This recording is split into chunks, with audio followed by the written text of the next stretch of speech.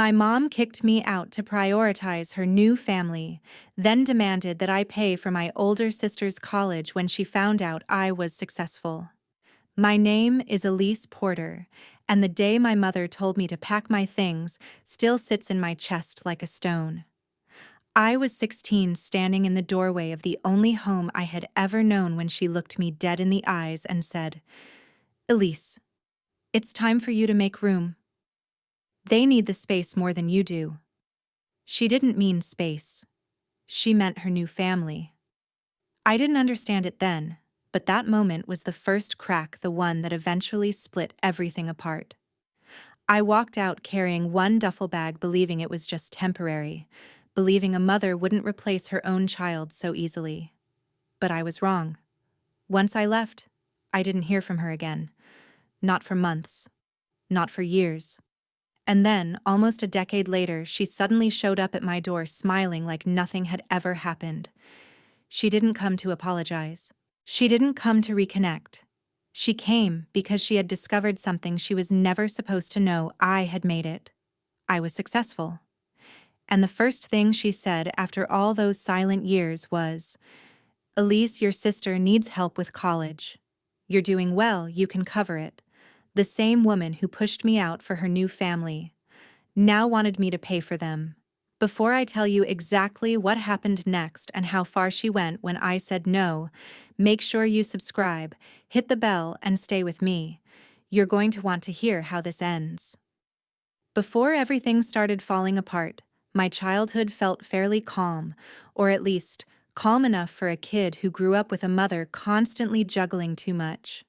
My mom was a single parent for as long as I could remember, and while she never said it outright, I could hear the exhaustion in every sigh she tried to hide. She worked long shifts at a local clinic, and whenever she came home, she moved as if the weight of the entire day had followed her through the door. Even though she rarely complained directly, I picked up the pieces between her words, the ones about bills stacking up, the demanding patience, and how she felt like life had never given her a real break. I learned early to stay out of the way, help where I could, and hope she wouldn't be too tired to smile at me at least once before bed. Things stayed that way until she met Reed Dawson, the man she started seeing after one of her coworkers introduced them. Reed was a delivery driver, someone who always had a laid-back grin and a quiet, steady way of speaking that made people feel instantly comfortable. When he first came around, he'd bring small things, extra muffins from a bakery on his route, or a pack of stickers someone had tossed into a box by accident, and he'd hand them to me like he genuinely meant to include me. For a while, I actually believed he liked me. But as the months passed, I realized something that my younger self couldn't understand right away. Reed wasn't unkind. He was simply devoted to what was his. That truth became clearer the moment Kara, Reed's daughter, entered the picture. She was a year older than me, confident in the way girls become when the adults in their lives treat them like the center of the universe.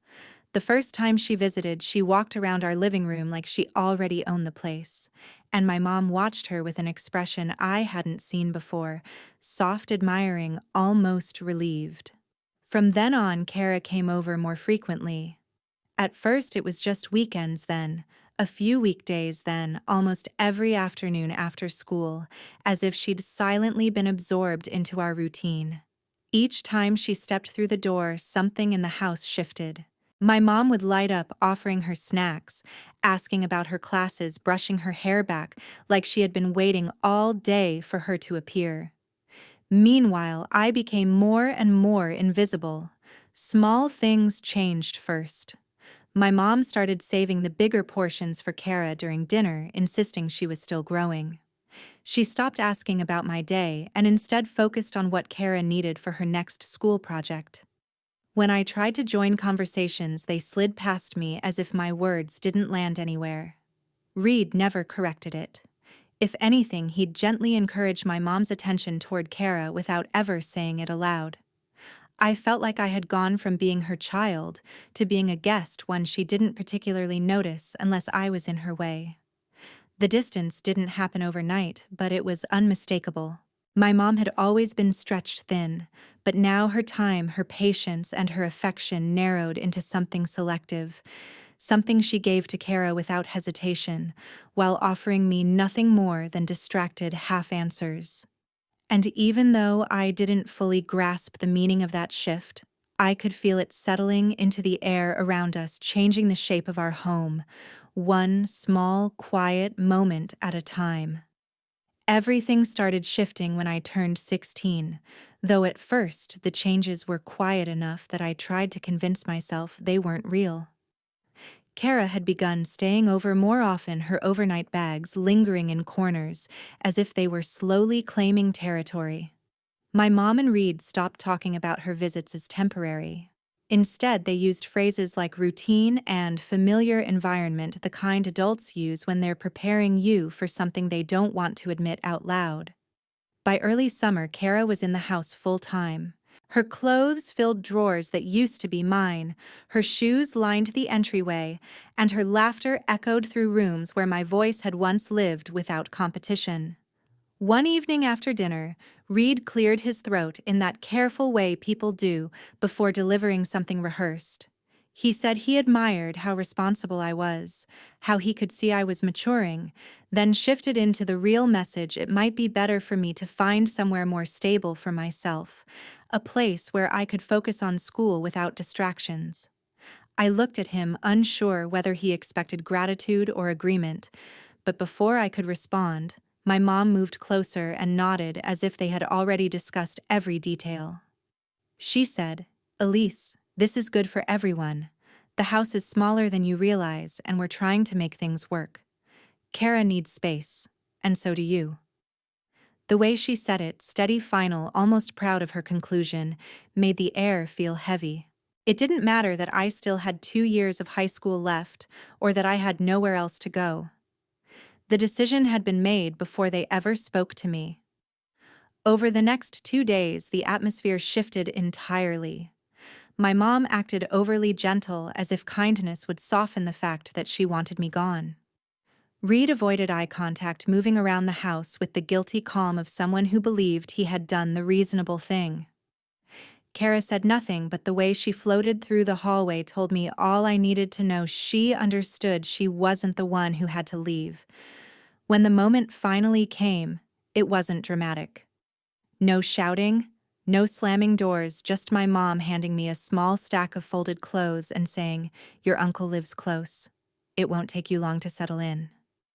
Her voice sounded almost relieved. I stepped outside with a backpack, and the Tennessee heat wrapped around me like a thick blanket. The sky was dimming into evening, and the air carried that heavy, sticky warmth that always seems to sit still above asphalt. I walked the 3 blocks to Uncle Howard's place, each step vibrating with the realization that my life had just shifted in a way I couldn't undo. I kept thinking about how my mom hadn't asked whether I was scared or whether I needed help. She had simply watched me leave, her attention already drifting back toward the house I no longer belonged to. When I reached Howard's porch, the wooden steps creaked under my weight, and before I even knocked twice, the door swung open. Howard took one look at my face, my flushed cheeks, my tangled hair, the backpack slung over one shoulder, and he didn't ask a single polite question. He just said, "Elise." What happened, in a tone that made it clear he already knew it wasn't good. And for the first time that day, I felt the tightness in my chest loosen just enough for me to breathe. My college years were far from easy, but they were the first time I ever felt fully in control of my life. After settling in with Uncle Howard, I finished high school, quietly keeping my head down and focusing on what I could actually change. When it came time to choose a college, the only realistic option was the community college a few miles away. It wasn't glamorous, but it was affordable, and it gave me room to breathe without drowning in debt from the start. I split my time between classes and a part-time job at a convenience store near campus, where I stocked shelves, rang up late-night customers, and learned how to stretch every dollar until it practically begged for mercy. During the semesters when money ran tighter than usual, I picked up extra shifts at a call center, spending hours on a headset navigating frustrated voices and scripted lines. It wasn't fun, but it paid enough to cover my books and chipped away at the tuition I owed each term. The rest came from a small student loan that Uncle Howard co-signed, something he did only after making sure I understood every responsibility attached to it. He told me, "I'll put my name on it, but you'll be the one carrying it," and I took that seriously. I paid every installment on time, determined never to let him regret helping me. Through all of this, my mom didn't contact me once. No messages, no calls on holidays, not even a forwarded email by accident. It was as if I had slipped out of her life without leaving a shadow behind. At first, I tried to rationalize it, telling myself she was busy or overwhelmed. But after a few semesters, the truth settled in. She simply wasn't thinking about me. Accepting that wasn't easy, but it was necessary. Letting go of any expectation, whether for an apology, a birthday message, or even a passing thought, made it easier to move forward. I built my routine piece by piece. Early morning classes, afternoon shifts at the store, evenings studying in the library with cheap coffee and headphones that barely worked. By the time I completed my associate degree, I had saved enough and earned decent enough grades to transfer to a state university. Moving to that campus felt like stepping into a bigger world, even if I still lived in a cramped dorm room and ate instant noodles more often than I'd admit. The workload was heavier and the tuition was higher, but so was my determination. I juggled another round of call center shifts, sometimes staying on the line until my voice went numb, but each paycheck brought me one step closer to finishing. My mom remained silent through all of it, which became less painful over time. Her absence stopped feeling like a wound and more like a fact of life, a blank space I no longer tried to fill. When graduation finally came, I slipped into my gown, took my diploma, and walked off that stage with the quiet confidence of someone who knew she had earned every inch of her progress without shortcuts.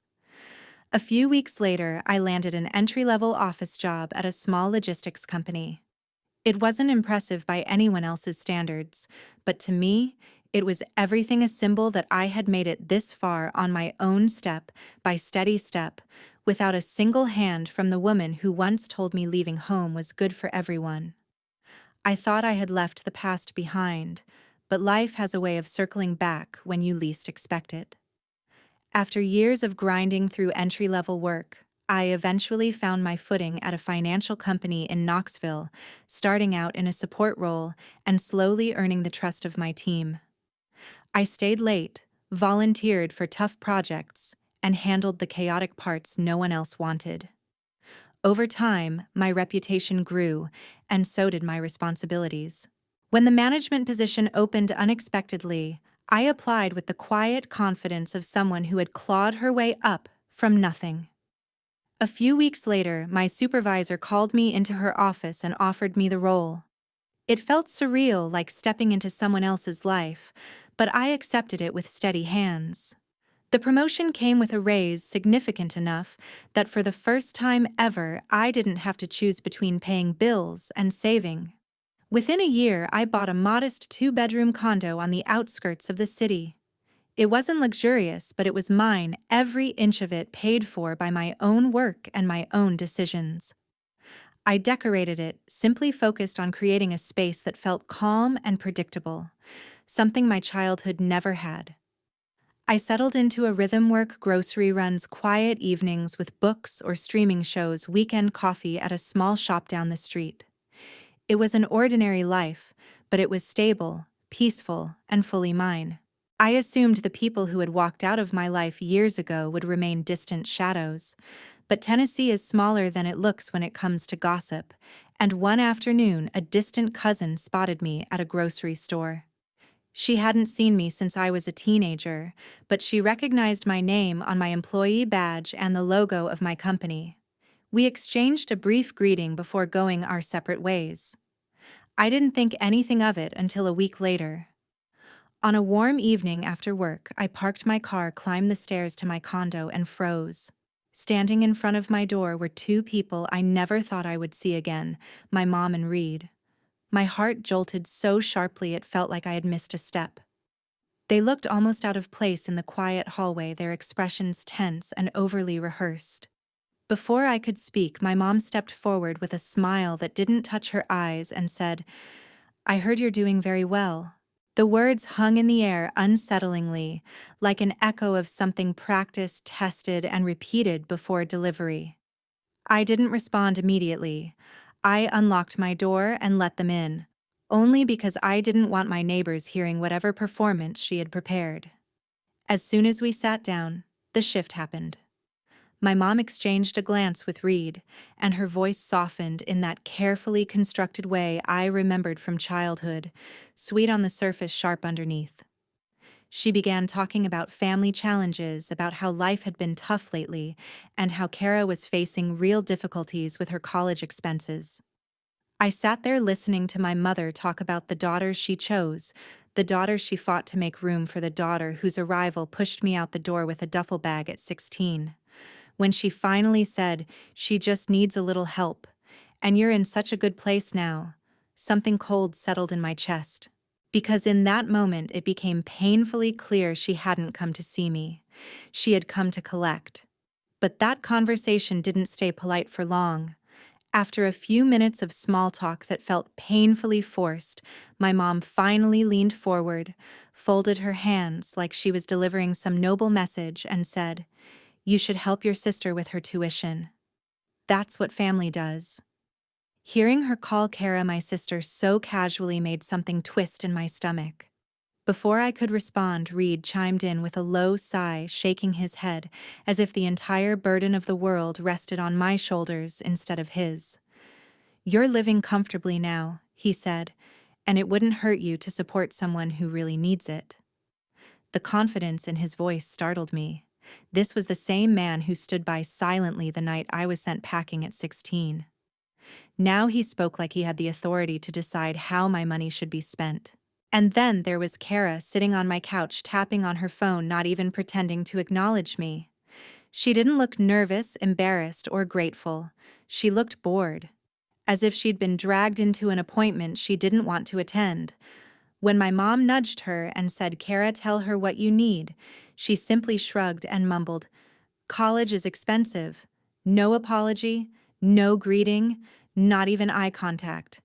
The expectation in the room was so thick it was almost suffocating.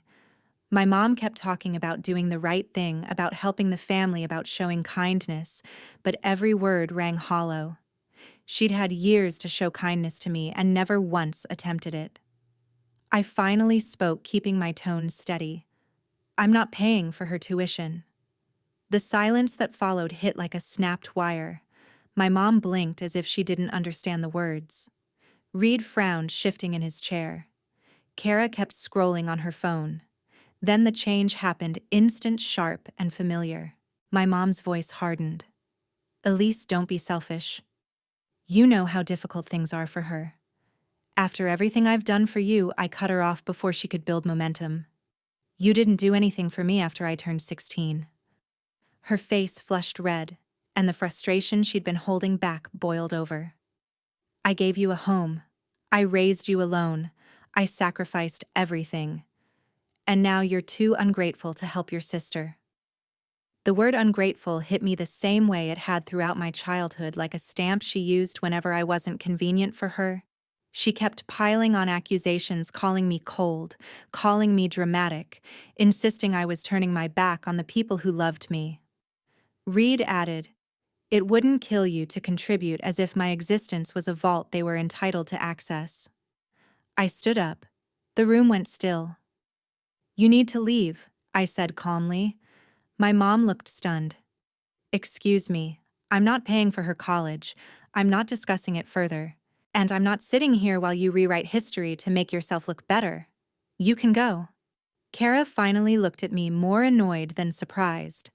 Reed muttered something under his breath.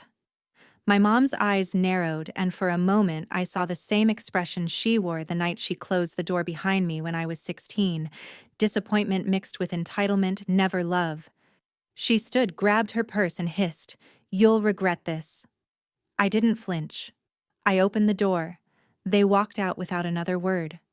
And when the door clicked shut, the condo finally felt quiet again, not peaceful, but honest. I thought things would calm down after that night, but the situation escalated faster than I could have imagined. The morning after I told them to leave, I woke up to 3 long text messages from my mom. Each one was a mix of guilt-tripping moral lectures and vague warnings about turning my back on blood.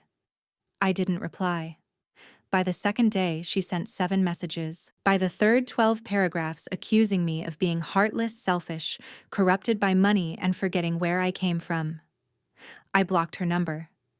An hour later, Reed started calling.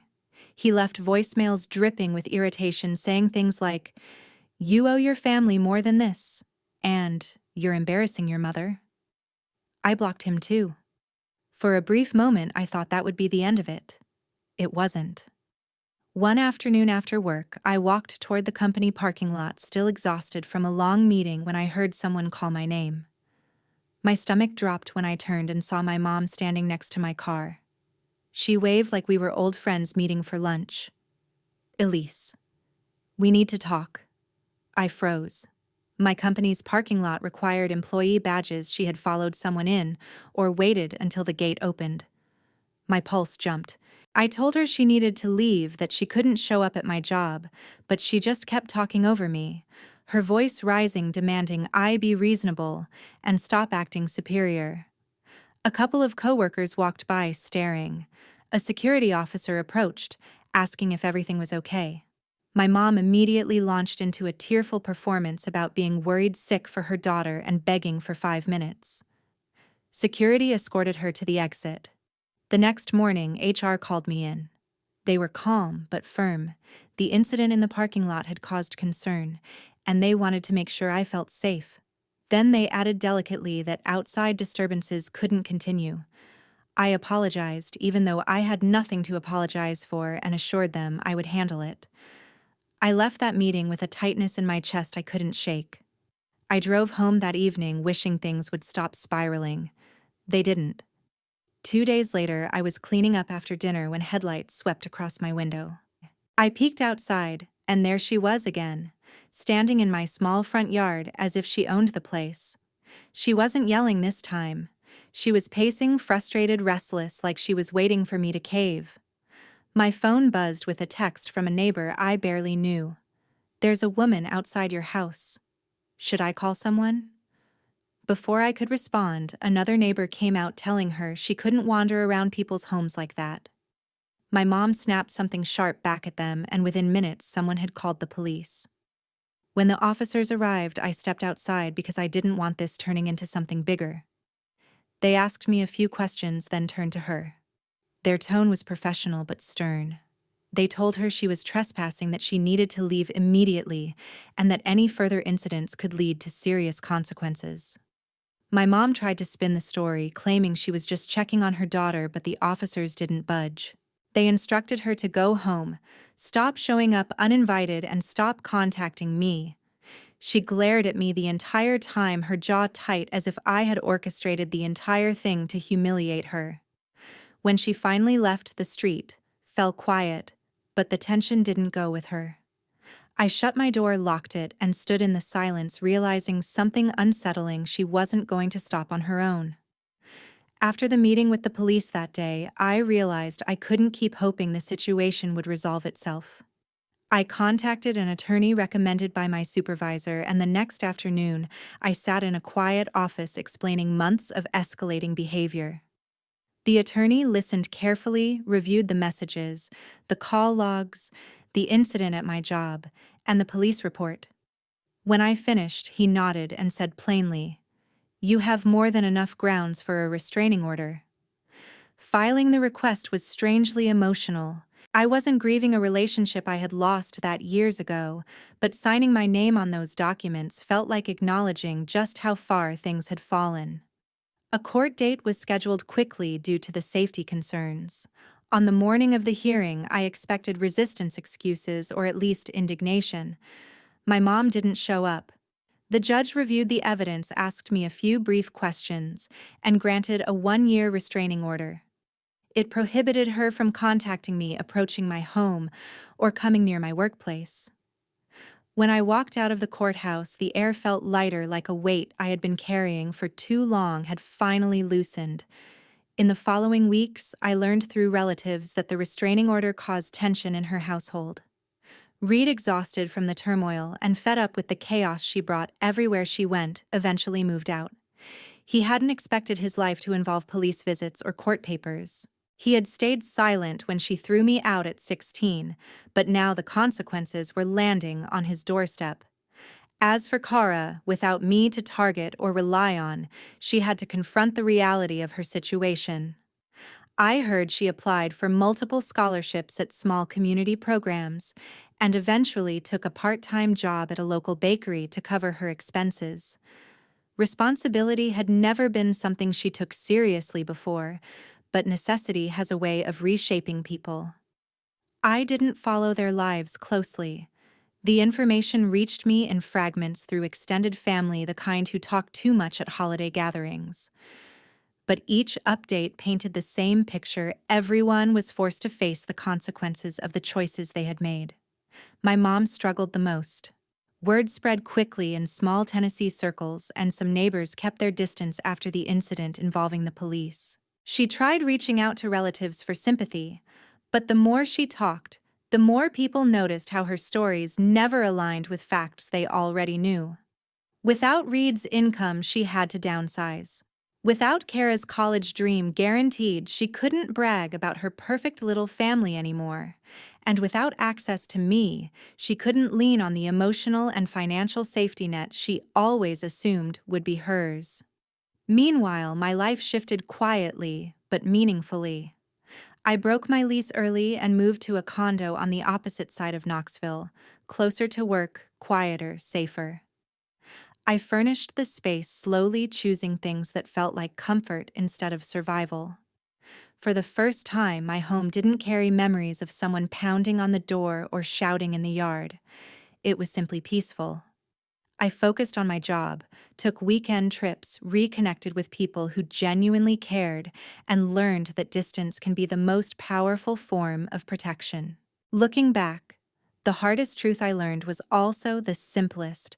Not every blood tie deserves a place in your life. Sometimes walking away isn't cruel, it's necessary. And in choosing myself, I finally found the calm I had been chasing since I was 16.